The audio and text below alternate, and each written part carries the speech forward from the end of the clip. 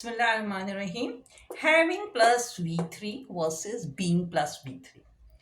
Having plus V3 कब हम इस्तेमाल करते हैं?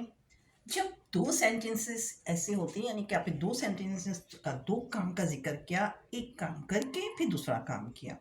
ठीक है। अच्छा, दो काम में जो काम पहले हो जाए उसके साथ आएगा हैविंग, और जो काम करेंगे जो वर्ब होगा उसकी आएगी third form, that is V3। ठीक है। Like having completed studies, I will search a job. किसी ने अपना इरादा बताया कि एजुकेशन कंप्लीट करके, तालीम मुकम्मल करके मैं नौकरी तलाश करूंगी। ठीक है।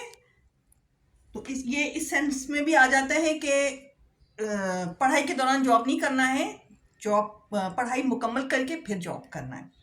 Number 2, having had breakfast. अच्छा, हैड ब्रेकफास्ट इस तरह हम इसलिए इस्तेमाल करते हैं कि हैव का मतलब है कि किसी मील का खाने, यानी कि ब्रेकफास्ट, लंच और डिनर को हम ईट के लिए इस्तेमाल नहीं करते हैं, खाने के लिए हम इसके लिए हैव इस्तेमाल करते हैं। और हैव की थर्ड फॉर्म है हैड। हैविंग ब्रेकफास्ट, नाश्ता करके। आई टोक मेडिसिन, मैंने दवा ली। ठीक है।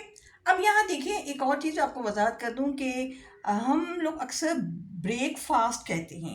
ब्रेकफास्ट होता है रोज़ा खोलना। जब रोज़ा खोलते हैं, जब अफ्तारी करते हैं, जब तो उस वक्त हम कहते हैं कि हमने रोज़ा खोला, दैट इज़ ब्रेकफास्ट। नाउ जब हम सुबह का मील लेते हैं, दैट इज़ ब्रेकफास्ट।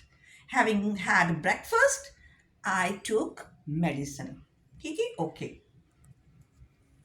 इसके अलावा हमारे पास और भी सेंटेंस हैं, जैसे कि हैविंग स्पोकन ट्रूथ, सच बोल के आई गॉट रिलैक्स्ड, मैं बहुत रिलैक्स हो गई, मुझे बहुत इत्मीनान हुआ सच बोल के। तो ये सेंटेंस जो हैविंग स्पोकन ट्रूथ है, आई गॉट रिलैक्स, ये आप अपने सेंटेंस में इस्तेमाल करें। और कहीं जब आप किसी चीज़ को सच बोल के आपने रिलैक्स फील किया हो, तो इस सेंटेंस को याद रखें और ज़रूर भूलें।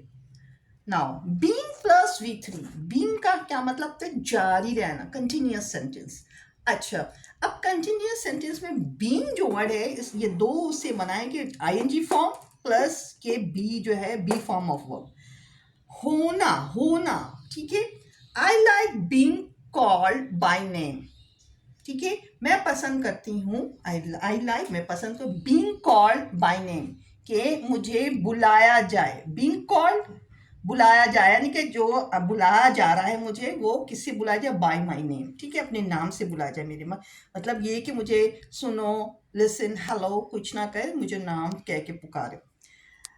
The employees were being fired. ठीक है, एम्प्लॉयज को निकाला जा रहा था, क्योंकि due to downfall of company, company पे जवाल आ रहा था, इसलिए एम्प्लॉयज को निकाला जा रहा था। तो यहाँ बीइंग क्या? अच्छा, अब बीइंग किसके लिए यूज होता है? बीइंग सब्जेक्ट के लिए यूज। यहाँ कंपनी के लिए जो फायरिंग हो रही है, तो किसकी हो रही है? एम्प्लॉयज की फायरिंग हो रही है ना। तो यहाँ हमारा सब्जेक्ट एम्प्लॉयज है। जो काम, जो सब्जेक्ट होता है उसके लिए बीइंग इस्तेमाल होता है कि उस पर यह काम हो रहा था। ठीक है। और इस तरह आप और भी सेंटेंस सोचते हैं, जैसे कि हम कभी कह दें कि I was being respected, I was being encouraged, I was being praised। ठीक है। तो हमारी तारीफ की जा रही थी, हमारी रिस्पेक्ट की जा रही थी। तो जब हम आई के साथ जुमला बोलेंगे, आई वॉज, तो आई मेरा आई सब्जेक्ट हुआ, तो मेरी तारीफ हुई थी, आई वॉज बीइंग रिस्पेक्टेड, उनकी तारीफ हो रही थी, दे वर बीइंग रिस्पेक्टेड। ठीक है, दे वर बीइंग प्रेज, उनकी तारीफ हो रही थी।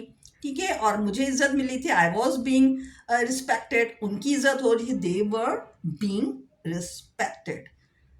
तो वीडियो को जितना आपने देखा और आपने समझा, आप का थैंक्स फॉर वॉचिंग, और कीप वॉचिंग एंड